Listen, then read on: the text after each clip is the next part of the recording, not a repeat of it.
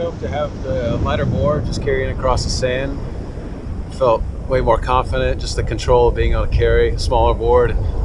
Really stoked to give it a try, have a nice swell going, a little crumbly, mellow. Should be pretty good conditions for trying to fly the foil and yeah, hopefully get a flying down the line ride. So stoked. Good morning. Yeah, so for me, foiling all came together today. I'm not sure if it was the accumulation of 12 days on the foil or I had kind of dialed in or been playing with my foil skateboard and got it pretty much perfect to the way I want it. And I was on it like crazy yesterday for an hour or so and just having a great time, and it felt like foiling. So maybe that helped, or maybe it's just enough time, enough wave attempts to finally have it all click and figure it out, or maybe the combination of a board that's made for these conditions. And that's the thing, like, I'm super stoked because I've been out on this tide and these kind of conditions on this board at this same spot, and it was miserable without the foil because there's so much bump from the higher tide, the bounce off the cliff, the refraction and everything, and the little bit of onshore texture that it was a really hard session, not very fun. And then with the foil, I'm super stable, and catching waves wasn't this like getting bucked off when the backwash, outgoing wave hit an incoming wave kind of a thing.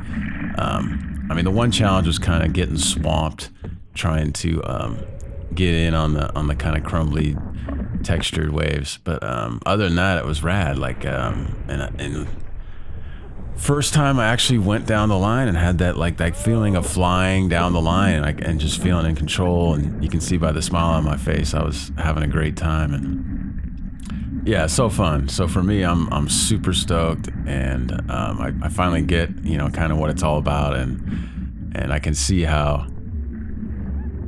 like right there, that was a fun ride. I actually was going, and I started to lean to my inside, and like I put the caption there, when in doubt bail, rather than try to ride it out. And this is one of the first days where the water was deep enough that I could pretty much ride all the way to the inside instead of having to kick out from the concern of bottoming out and hitting the foil on the bottom. And so that probably helped too. But yeah, man, so fun, so stoked. And going to this board, and the big difference I noticed is being able to control the board on the water, like the Simmons shape and the length and the thinness of the rails. I could control the board and steer it and get ready for liftoff like really easy, and versus when I was on the 12-foot board, really thick soft rails, like trying to catch a wave like this and go in the direction I wanted to. Like the nose would, if it's so long, the nose would purl, or because the rails are soft, I would get leaning one way or the other and not be able to correct it in time to get my feet set and be able to lift.